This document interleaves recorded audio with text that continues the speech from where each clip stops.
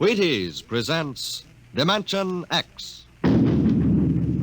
Adventures in time and space, transcribed in future tense. Dimension X. On stage tonight, Dimension X, another in the Wheaties' big parade of exciting half-hour presentations. If you're a mother or a father with a warm spot in your heart for pink-cheeked, happy-eyed youngsters, here's something you should know. Good food builds good health, and Wheaties are good food. Now, I don't know what you've been doing about breakfast for the kids, but did you know that every Wheaties flake is a kernel of wheat? With the sunny, wholehearted goodness of field-grown wheat in every flake? With the full strength of whole wheat vitamins, minerals, proteins in every flake? Well, it's true. Whole wheat in all its richness. That's what you furnish when you fill the cereal bowl with Wheaties. But don't slip up. See that they get Wheaties. Crisp, sunshiny, good. Pour on the milk, put on the fruit, and know the youngsters are getting all that whole wheat can give. Do that now. Wheaties. Breakfast of champions.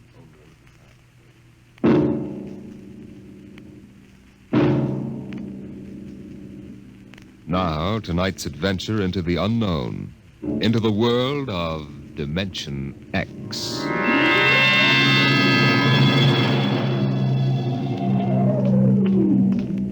Somewhere in Europe, a man is walking through the darkness down a cobblestone street. It's early evening still, only a little past 8. But the street is strangely deserted. He pauses, looks behind him, then knocks quietly on a door.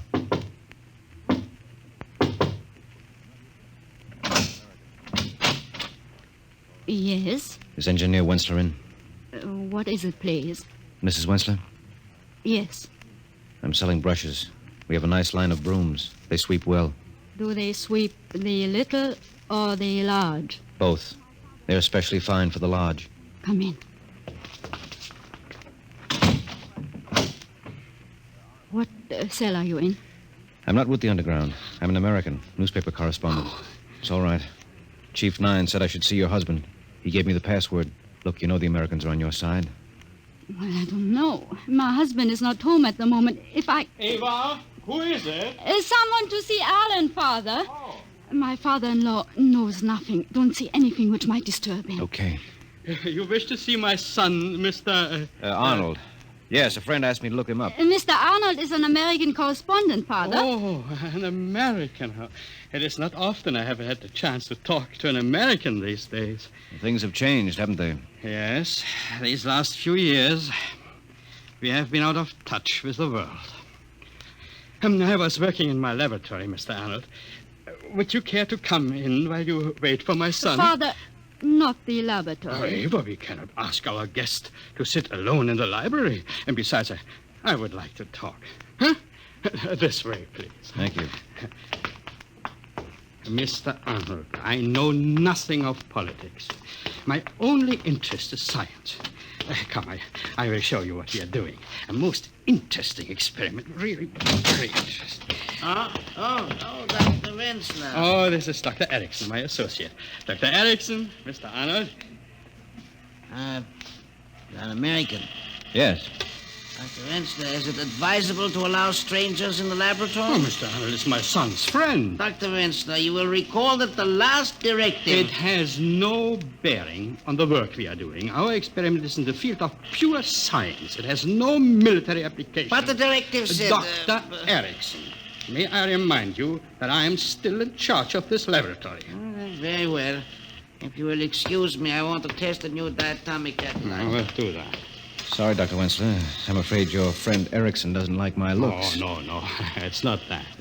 It's just that he is worried. He's worried for me. Afraid that someone will misinterpret your visit and report me to the authorities. He's my most loyal and trusted assistant. But he tends to exaggerate the danger. Well, I hope you're right, Doctor.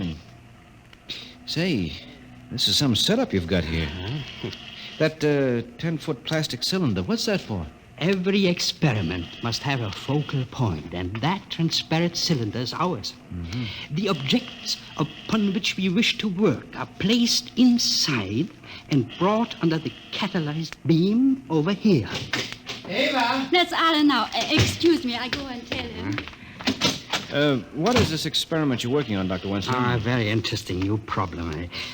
You say you are not a physicist or engineer, Mr. Arnold? No, I'm not, but I can follow you if that's what you mean. Yes.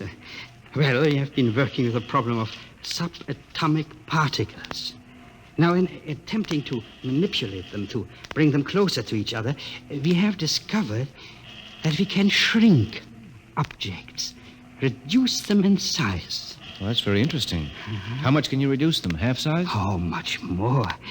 We can make objects become microscopic and still retain their characteristics. Doesn't seem possible. We can make them even smaller, much smaller. Theoretically, in fact, down to atomic dimensions. Well, as I said before, I'm no expert, Dr. Winston, but tell me, what's the point? What good does it do to shrink anything down to that size? You do not understand. Man has never actually seen an atom. But if we can reduce a camera and recording instruments to the atom size, then we would know the secrets of the universe. Mm-hmm. Ah, there you are, Mr. Arnold. Yeah, hello, Alan. You can't be interested in this. Why don't we go into the study and talk? But Mr. Arnold is interested. Well, sir, maybe I'd better talk to Alan at that. Excuse me, Dr. Vance. Yeah? I'm meaning to ask you if you think you can get along without me for a few minutes. There's something I must do. It's important. Yes. So long as it will not take too much time. No, it won't fine. take me long. It has been a pleasure, Mr. Arnold. I shall see you soon, I hope. Yeah, sure. Okay, Alan, let's go talk.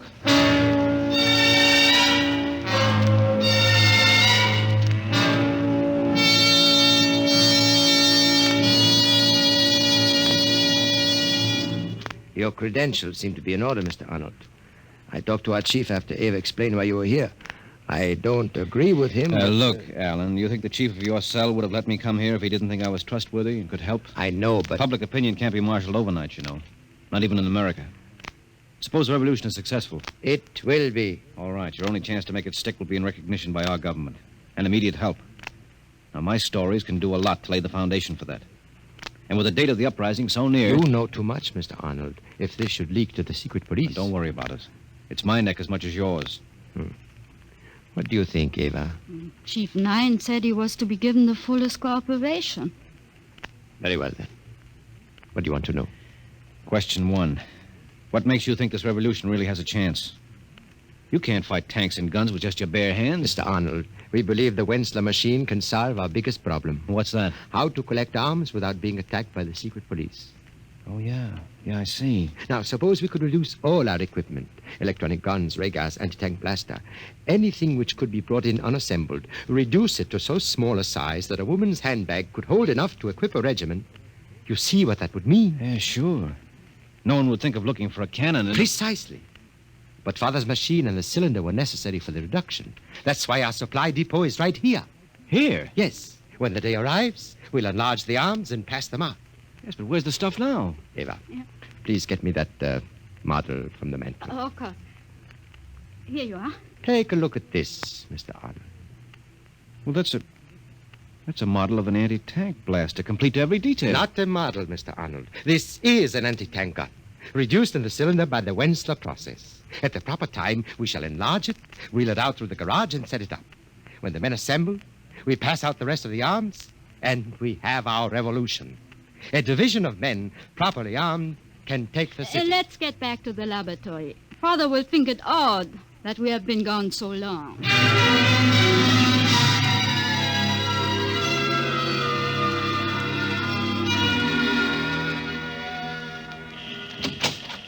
Oh, I was wondering where you were, Alan. I don't know what's keeping Erickson. He should have been back long ago. I need some help on this circuit Of here. course, Father. What are you doing? Erickson, I have amplified the effect by putting another diatomic catalyzer into phase. I want to give a test run, Alan. If you will bring one of the animals from the cage. Yes, Father. Animals? Yes, we are experimenting now with the reduction of living animals, guinea pigs. How does it work? Those we diminish to microscopic size return unharmed. But those sent down to the atomic dimension, Yeah? the cylinder returns. But there's nothing inside, nothing. So, Dr. Winslow, have you ever tried it on a human being? I tried to persuade Father to send me down to find out what's making the animals vanish. No, Alan. But, Father, we've installed high-frequency radio communication now. If anything started to go wrong with me, I could tell you in time to reverse the process. No, I will never permit it. All right. Guinea pigs it is, then. But someday, Father, I... Yes, dear? Come to the window. What is it? That man, the one in the raincoat. He has been standing in that doorway across the street ever since I looked out the window. What of it? I don't like it, Alan. He has been standing there just looking at our house. Oh? Alan, do you think it... I don't know. I'm not sure. Ava, Yes, you know what we planned in this eventuality. yes. Get the arms and the provisions. We can't afford to take a chance. All right, Alan. Now, what is it, my son? What is Father, it's better for you not to know too much, but I'm a member of the underground. No. Ava, too. We have some contraband hidden in the house. We'll have to put it in the cylinder. Contraband? What do you mean? Arms, Father. Arms and provisions for an army reduced to 1/40th size. Alan. Yes, we must put them in the cylinder and warm up the machine. If it is the secret police, we'll make the arms invisible, microscopic in size. Can I help? If you wish, Mr. Arnold, you can help my wife get the supplies. Okay. Alan, What is it, Ava? 2 police cars have just turned the corner. They're full of men. That changes matters. Father, you'll have to operate the machine yourself. Ava and I are getting into the cylinder. No, Alan, you can't. It's too dangerous. It's the only way, Father. Those are the secret police.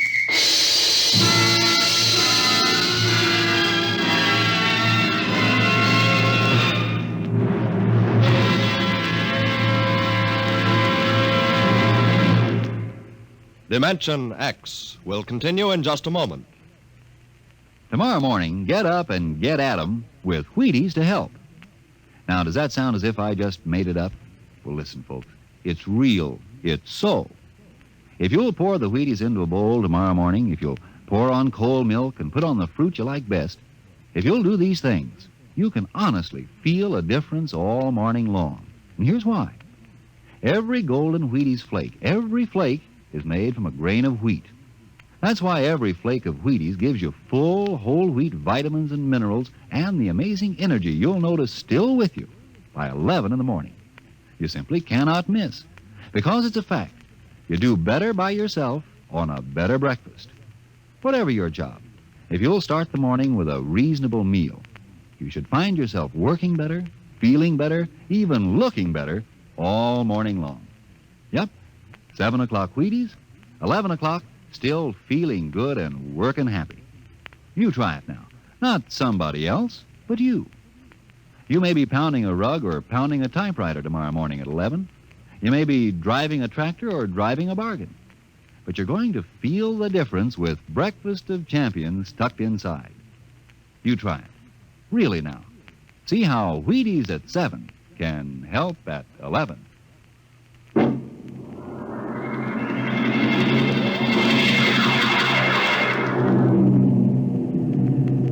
Atomic catalyzer ready? Ready. Set at point 034. Good. All right, Ava. Get in the cylinder. Alan, I can't let you take the chance, Alan.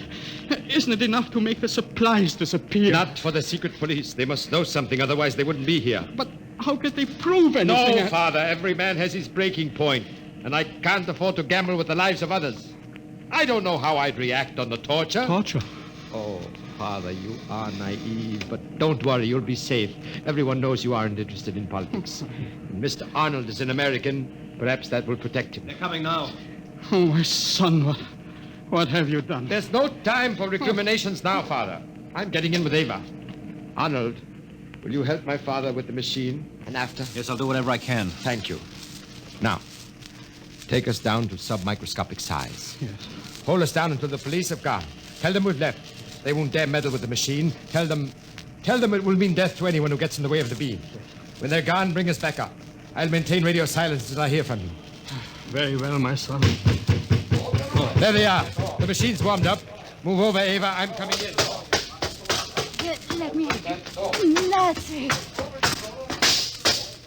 I've switched on the radio. If you can hear me, secure the porthole, Arnold. Okay, we hear you. porthole secure? Ready, Father? Yes. Are the oxygen tanks all right? Ava? Yes. They're breaking down the door. Atomic setting 034. Preliminary release.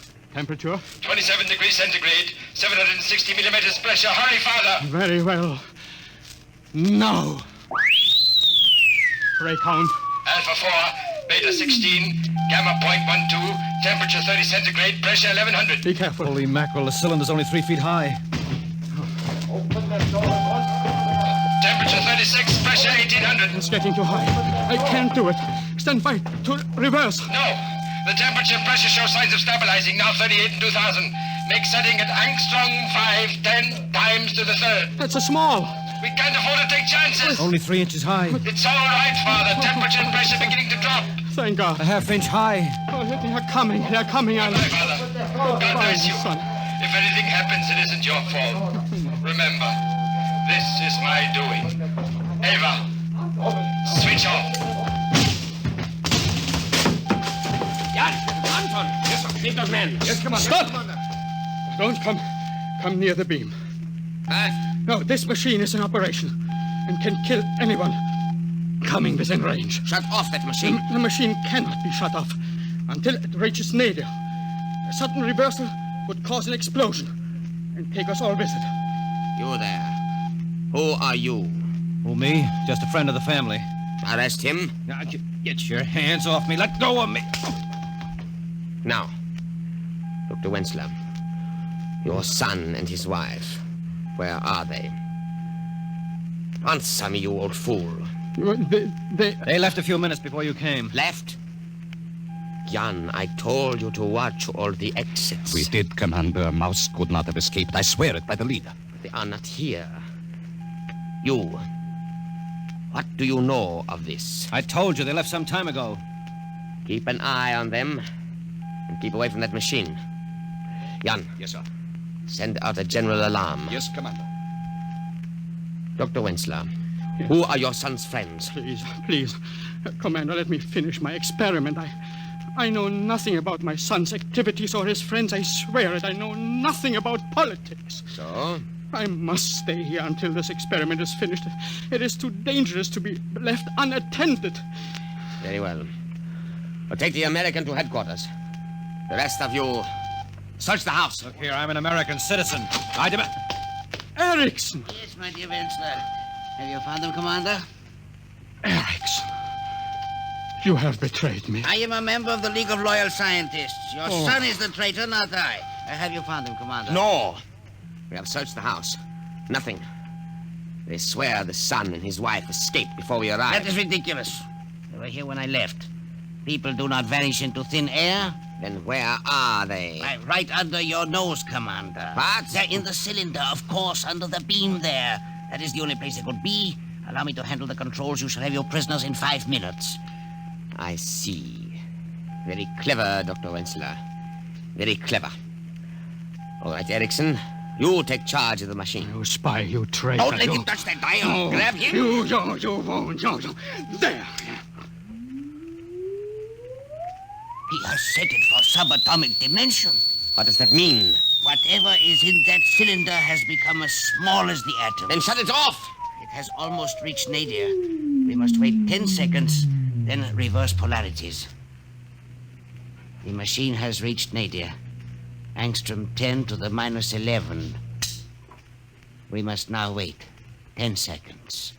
1, 2, 3, 4, 5, 6.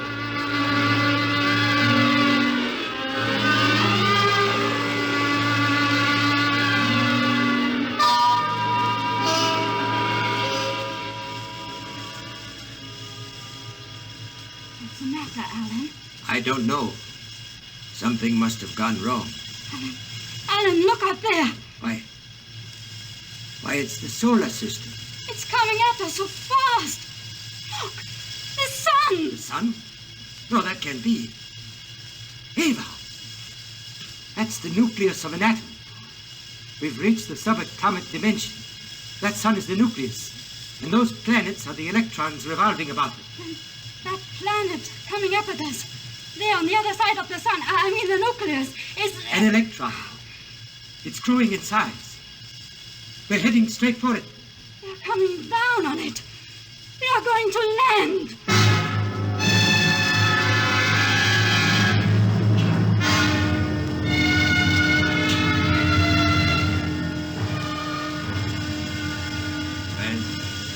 I guess we finally reached the nadir. We haven't shrunk for the past 2 or 3 hours. Where are we? I don't know. Somewhere in a valley between the mountains of a huge electronic ray. It's almost funny, resting on the surface of an electron. Look. The soil under the floor of the cylinder. It looks like vegetation. Yes. Moss. Lichen. That's the last of the air. I've been expecting it to go out for the past 2 days. We have perhaps a half hour more. Eva, dearest. I know. There is one chance. That vegetation. That means there must be some sort of atmosphere on this electronic planet. We have to take that chance. Eva, are you willing to step out of the cylinder with me? Of course, my dearest. For whither thou goest, I will go. Thy people shall be my people, and thy God, my God. Where thou diest, I will... We haven't much time. Ready? Ready. All right. Open the porthole.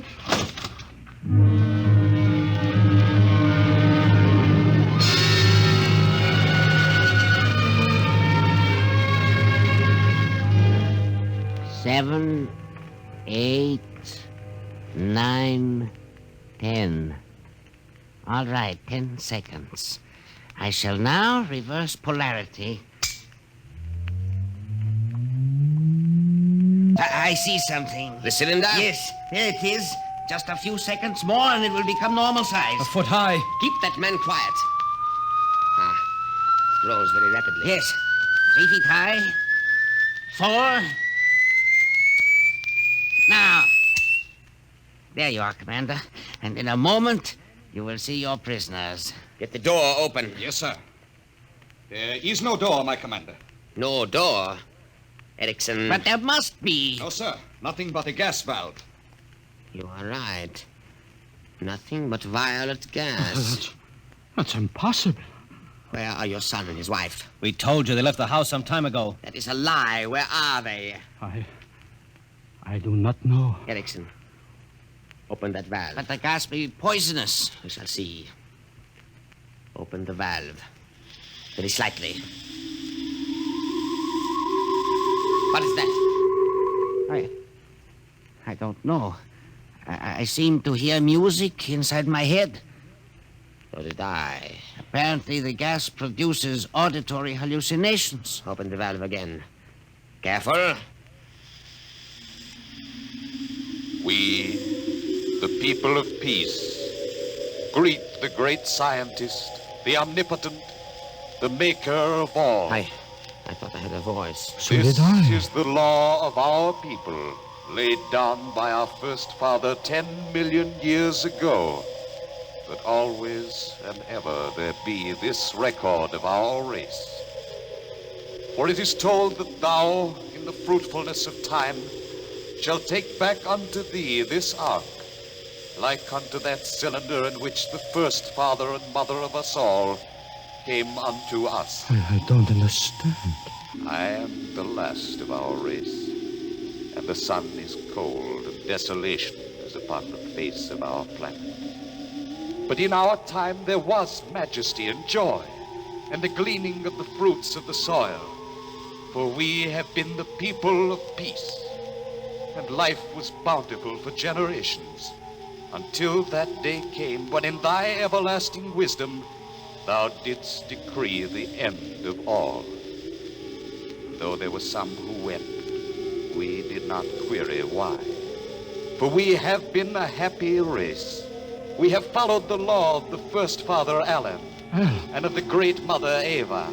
No. And we have builded this ark so that there may be report of our deeds and of the fulfillment of the trust. Now I, Lemurian, the last of the billions who lived here, do lie me down into that last sleep, from which, if thou will, I shall awake unto the land which is thine. Hail, O great one, from the descendants of Alan and Eva, hail and farewell. Good Lord, what was that? And Eva, Dr. Wenzler, where are they? They are beyond your reach. What do you mean? Don't you understand? All time is relative. 1 year of our time is one revolution of the planet Earth about the sun. Somewhere down in the microcosmos, my son and his wife found themselves in an atomic universe. Of course. And landed upon an electronic planet. That planet whirled around its sun, the nucleus of an atom, 1,000,000 times in the space of a second. Our second. Dr. Wenzler, what are you trying to say? That voice we heard is the voice of a human being, the last member of a race whose blood is mine. For in the space of 10 seconds of our time, Alan and Eva settled upon their microcosmic planet and bore sons and daughters, and a great and peaceful race that lived and died beyond infinity. And my children, Alan and Eva, who founded that race, are dead and gone. 10 million years ago. 10 seconds ago.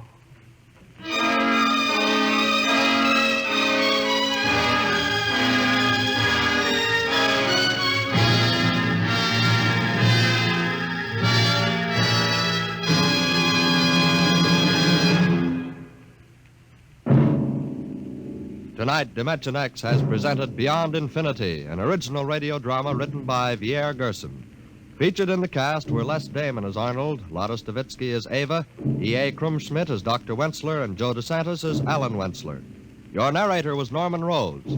Music by Albert Berman. Dimension X is produced by Van Woodward and directed by Edward King. In a moment, we'll tell you about next week's show. And now, here is your Wheaties man, Frank Martin. This is Ed Prentice batting for Frank Martin to bring you a word from a fellow most of you know. Lucius, would you step over here, please? You bet, Ed. Folks, I'm Luke Appling. I've been playing shortstop for the Chicago White Sox practically forever. Yes, it is practically forever. This makes your 20th season, Luke. Do you think it's going to be a permanent job? Well, you know, Ed, I play baseball like I eat Wheaties. Just get set and plow right through. Wheaties and baseball just seem to go together. The Wheaties give me the energy to play more baseball, and a tough game gives me the appetite to eat more Wheaties. I think it's a real nice arrangement. Well, Mr. Appling, if you're happy, so are we. Thanks a million to our real Wheaties champion, Luke Appling. And folks, if you haven't had the pleasure of Wheaties lately, have some tomorrow. Wheaties, breakfast of champions. And eat happy. Next week, a strange story of other worlds. The story of the barbaric potters of Thirst. Another adventure into the unknown world of tomorrow. The world of... Dimension X.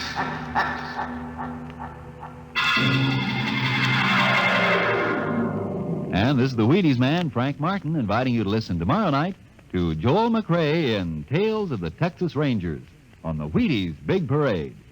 See you then.